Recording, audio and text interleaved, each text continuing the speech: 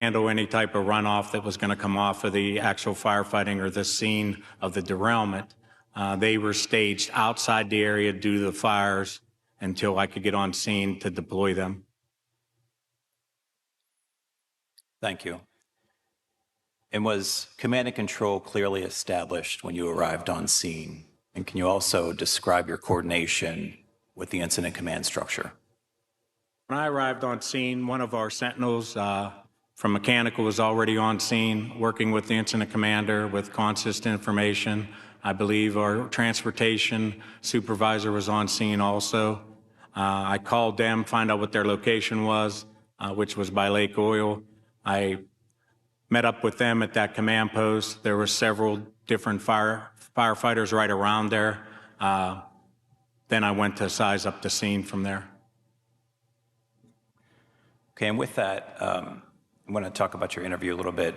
Your interview with the NTSB, you told us that when you arrived on scene and assessed the ongoing response involving the hazardous materials, and you advised the firefighters to pull back. Can you expand on that and how that communication was disseminated to the rest of the scene? Yes. When I got on scene, I met with incident command and our people. I then wanted to do an assessment of the scene, what was going on at the actual scene. So I stayed at a decent distance away from the fires. I took one of the firefighters there, I believe is a lieutenant or a captain, that had a radio so we can communicate back if I saw something happening that I didn't like, that he could tell command right away. We then headed down towards Pleasant in that direction. As I checked out the scene, I saw individuals in aerial platforms over the fire, spraying water on the cars and stuff. It was about 7 degrees that I remember at that time. I had concerns with that on getting them out of those aerial platforms, because if they had to come down the ladders, if they froze in place, I've operated aerials that have done that in cold weather, so I had a concern with that. I saw the pool fire that the cars were in. I did not see any pressure fires yet, so I knew I still had just a pool fire and the cars were heating up. However, the amount of time it takes me to drive from my residence to this location was about an hour and a half or so, or 40 minutes, an hour and 40 minutes, somewhere around there. So any thermal protection on those cars is rated for 100 minutes. So we were getting past that time frame. So with the large pool fire, the ditch fire that I saw going along the tracks, I wanted everybody out of there. My concern was the pressure relief valves on any of the tank cars opening up and spraying those firefighters, especially the ones in aerials, because you would not be able to get away. That was my big concern. Thank you. So just a follow-up question regarding the train consist. Can you tell me who Norfolk Southern sent the train consist to besides Columbia County EMA? The transportation supervisor and the mechanical person on scene that I met had the train consist and was showing people the train consist at that command post, and then I emailed it to Peggy. I'm not aware if anybody else got it or requested it from our dispatch center in Atlanta, because they can also request it that way from like a 911 center. I don't know if that was done or not. Great, thank you. My last question, can you tell me about the conversation leading up to the 1 mile evacuation for the residents that followed?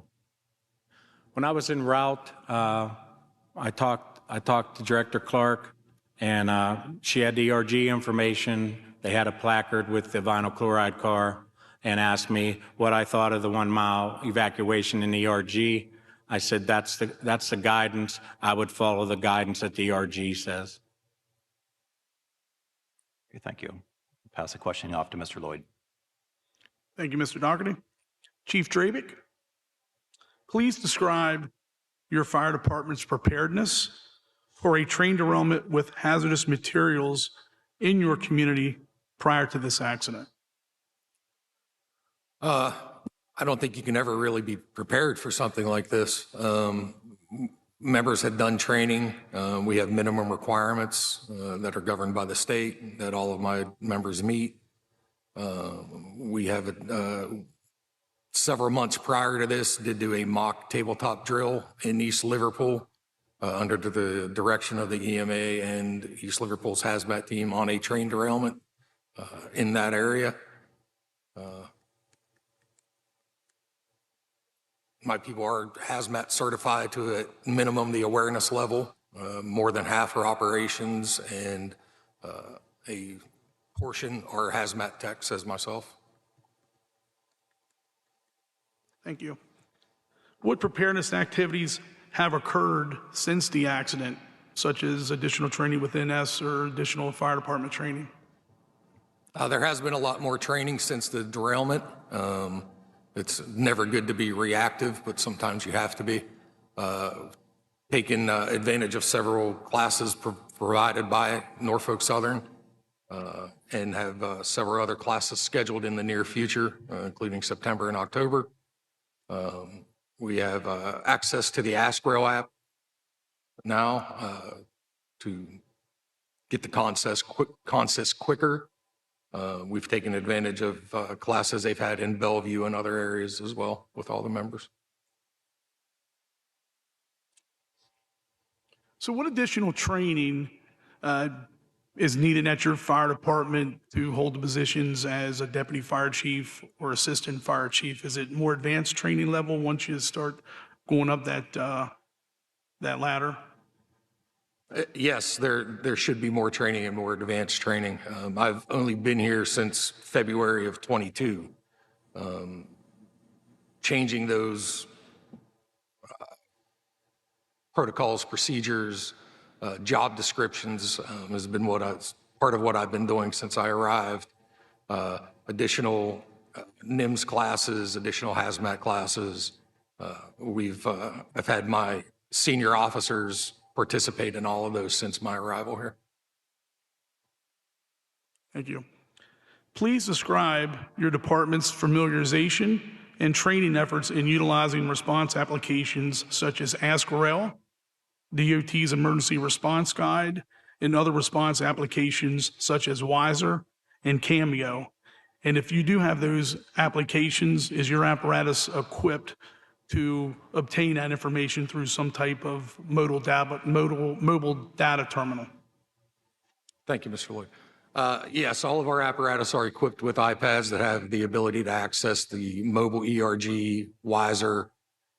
We do not have Cameo on those. We now have AskRail. When I arrived at the department, we did not have access to that. I only received that after the fact. But everybody is trained to how to use the ERG and properly be able to recognize that and access the Wiser and use Wiser.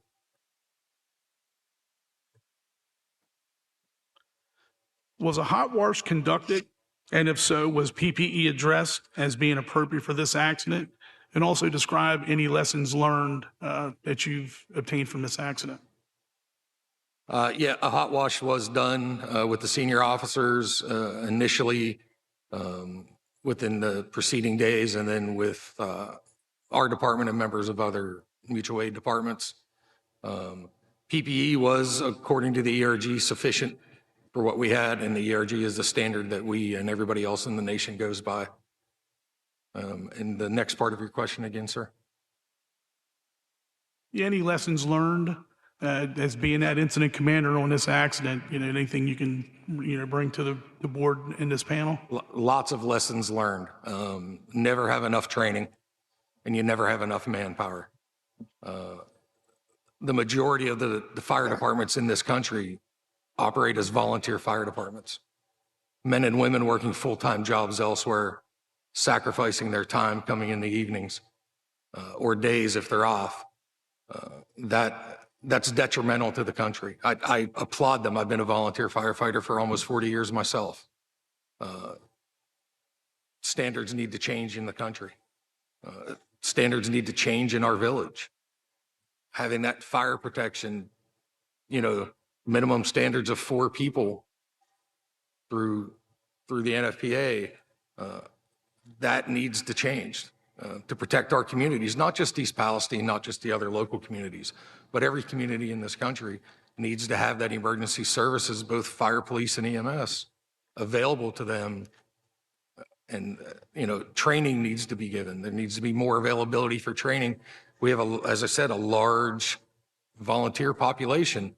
It's hard for those guys to go take classes during the day. Weekend, evening classes need to be offered, and that's not the norm. That needs to change. Additional manpower, additional funding from the federal government needs to be given to support this application. Thank you. Chief Dan Swords, please describe the state of Ohio